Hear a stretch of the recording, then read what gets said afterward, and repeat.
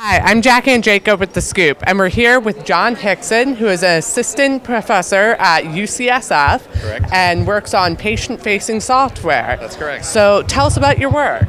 Well, here at MedX, I'm actually presenting some work that we've done with PatientsLikeMe, which, as many in the audience may know, is an online social community that allows patients with epilepsy and other chronic conditions to track their condition and learn from others. So I'll be presenting the results of that later. Within the VA and the UCSF community, I also work with a variety of other physicians to develop technologies that really touch the patients in the home. Most of these technologies have to do with either remote monitoring or online platforms. Cool. So this is kind of like a quantified self meets Weight Watchers type of approach. I would say so, yes. So the patients for the study that we'll be talking about today were able to track as much or as little as they wanted, and then they would use that information to compare themselves to other people and learn online. Mm-hmm. Some patients we found used the tracking tools a lot, others used it less, and maybe they preferred to participate in forum discussions and not share as much information, but that's quite all right. You know, people learn in different ways. And so what role does social media play in this patient sharing data type approach?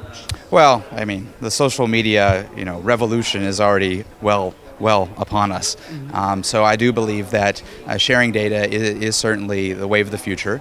I do think that there needs to be consideration about how that data will be curated and presented.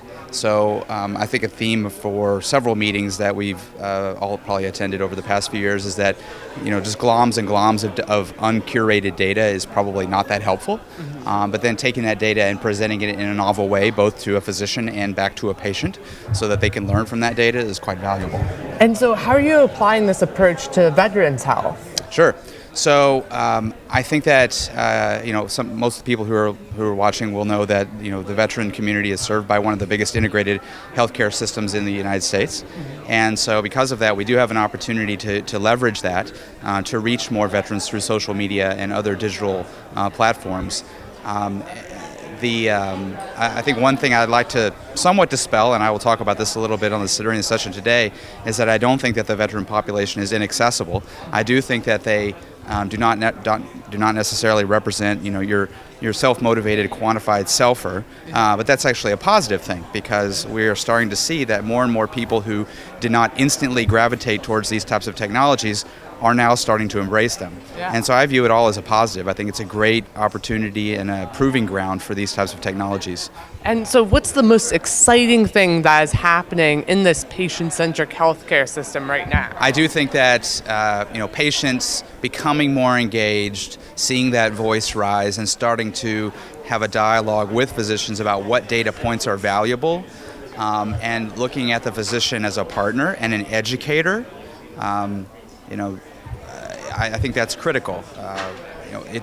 Being a doctor, it takes a long time, and we have a lot of knowledge that has taken 8-12 years to develop. I think part of our job as physicians is to establish a partnership with a patient and then act more as an educator, so that we can take the knowledge that took 12 years to develop and then distill that down for a patient, allow the patient to become empowered, use their own data, but work in concert with a physician to learn about their condition and then make their own independent decisions. I mean, I think that's a theme that you see at a lot of these meetings. For The Scoop, I'm Jack Andraka.